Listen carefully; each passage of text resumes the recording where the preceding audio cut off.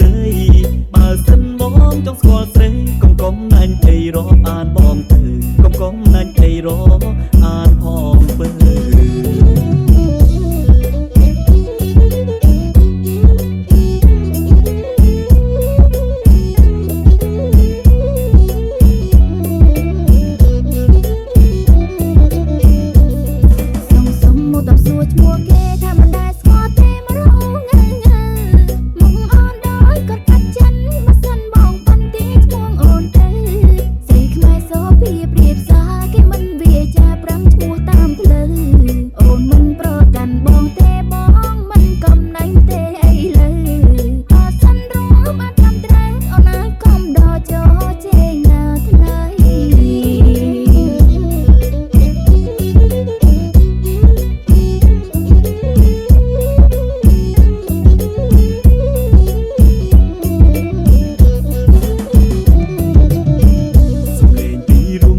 ភាសាខ្មែរស្អាតហើយពូកែរតែគូឲ្យបែតត្រីអញ្ចឹងបងទីក៏បានដែរអូនណា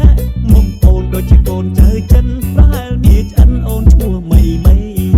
ឬមួយអូនឈ្មោះធីតាចន្ទាចាន់ទេបងទីមិនត្រូវទេព្រោះអីឈ្មោះនឹងឆ្ងាយដូចមេឃដីខំទីទៀតទៅបងបងទីត្រូវចាំមិនអោយមេដីយើងនឹងព្រមរំជាមួយប្រថ្លៃ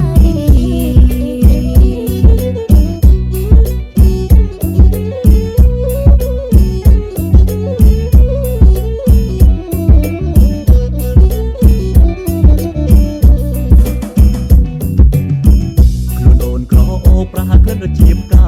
ចឹងជីវ៉ាមានតែឈ្មោះចំបៃញញឹមសងក្រុមពេលដែលអូនវាចាណែអញ្ចឹងមានតែឈ្មោះពីស័យមកពូលដូចខែឈ្មោះចាំងគ្រាទេអើយ